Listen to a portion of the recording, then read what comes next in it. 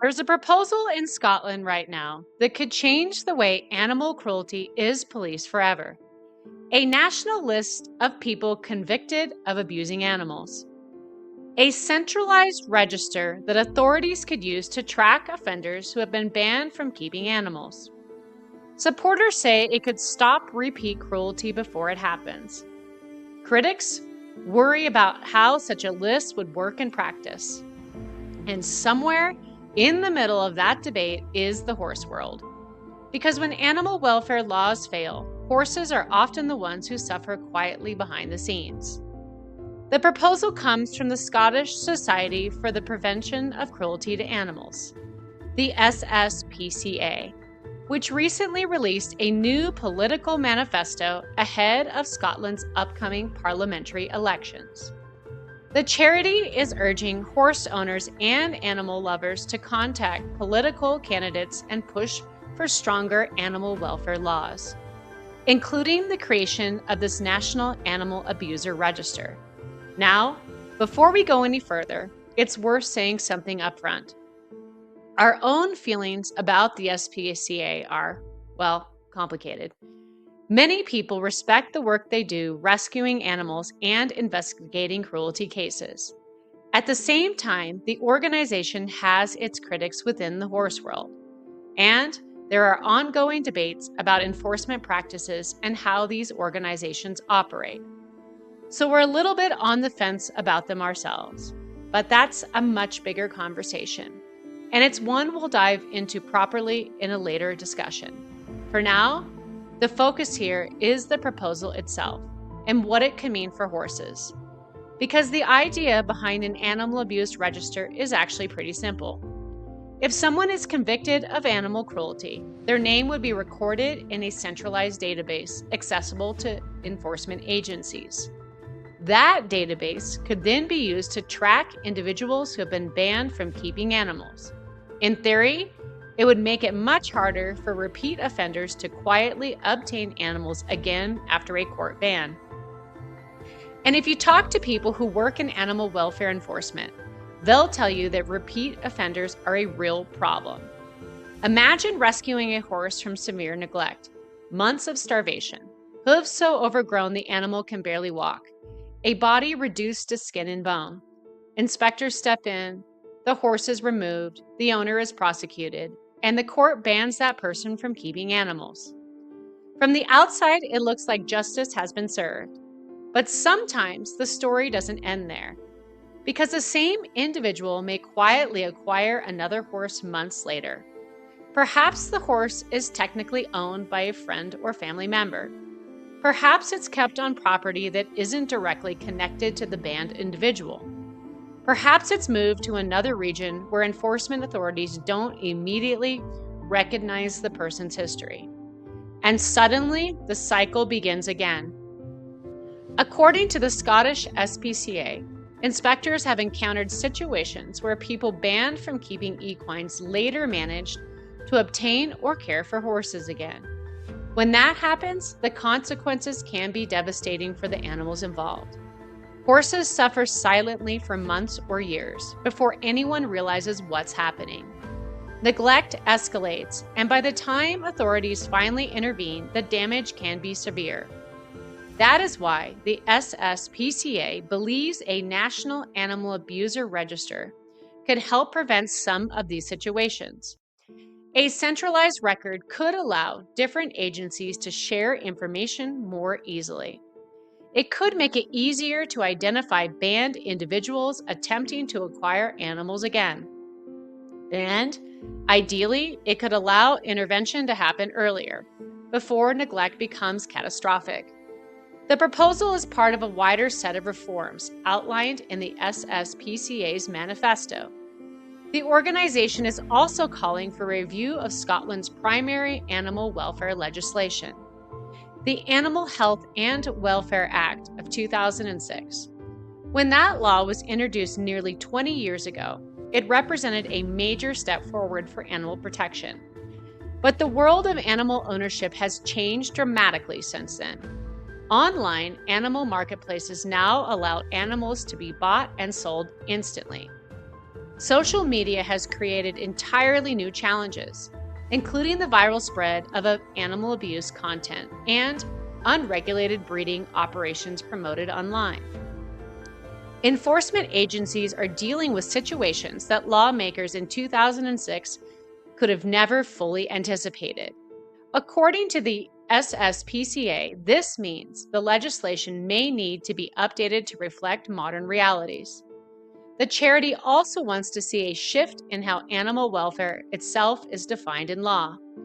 For decades, animal welfare policy has been guided by the framework known as the 5 freedoms: freedom from hunger, freedom from discomfort, freedom from pain, freedom from fear, and freedom to express natural behavior.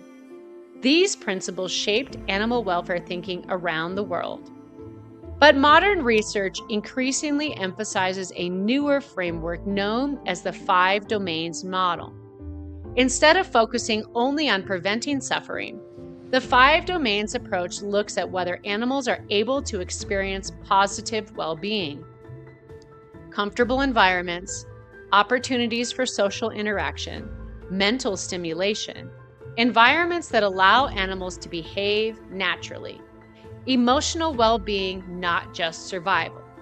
The SSPCA believes this scientific framework should be incorporated into future legislation. For horses, that could represent a meaningful shift in how welfare is interpreted. Because equine welfare isn't simply about avoiding obvious cruelty. Horses need turnout, they need movement, they need social interaction with other horses. They need environments that allow them to express their natural behavior rather than being confined indefinitely. Recognizing those needs in law would push welfare standards beyond simply preventing suffering and toward actively promoting well-being. The manifesto also calls for animal welfare education to be included in school curricula. The idea behind this proposal is that many welfare problems begin with ignorance rather than deliberate cruelty. Horse ownership, in particular, requires knowledge that many new owners simply don't have. Horses require specialized diets, veterinary care, hoof care, and pasture management. Without that knowledge, well-intentioned owners can still end up causing serious harm to their animals. By teaching young people about responsible animal care early in life, welfare organizations hope to prevent neglect before it begins. Another proposal focuses on the growing issue of exotic pet ownership. In recent years, authorities across Europe have raised concern about the private ownership of animals with highly specialized need. Everything from reptiles to primates, the SSPCA is calling for a permitted list system that would restrict private ownership to species considered suitable as pets. The goal is to prevent animals from being placed in environments where their needs cannot realistically be met. Within the equestrian world, the manifesto has already attracted attention. Horse Scotland, the governing body for equestrian sport in Scotland, has welcomed the initiative and described the proposals as a positive step for animal welfare. At the same time, representatives have pointed out that improving welfare also requires addressing broader issues facing the horse industry. One of those issues is the shortage of qualified farriers. Proper hoof care is essential to a horse's health, and without it, horses can develop painful conditions that severely affect their mobility. Another challenge is the financial pressure facing many equestrian businesses. Rising costs, land pressure, and economic uncertainty can make it difficult for facilities to maintain the infrastructure needed for responsible horse management. These realities highlight something important. Laws alone cannot solve every welfare problem, but they can create a framework that makes cruelty harder to hide and harder to repeat. And that is ultimately what the SSPCA is trying to achieve with this manifesto. The upcoming Scottish Parliament elections represent a moment when policy changes become possible. Politicians listen closely to voters during election cycles, and the organization hopes that public pressure from horse owners and animal lovers could push animal welfare higher up the political agenda.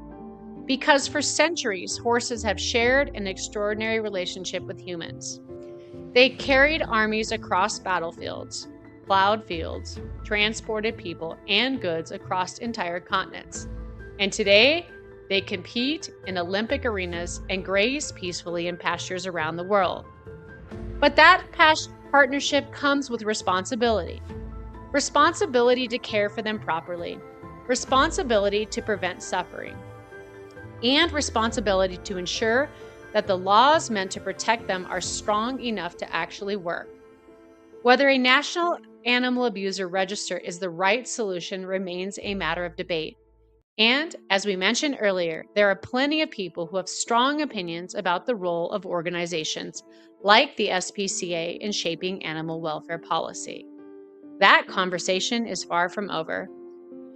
But the larger question remains: if someone has already been convicted of abusing animals, should the system be able to track them more effectively?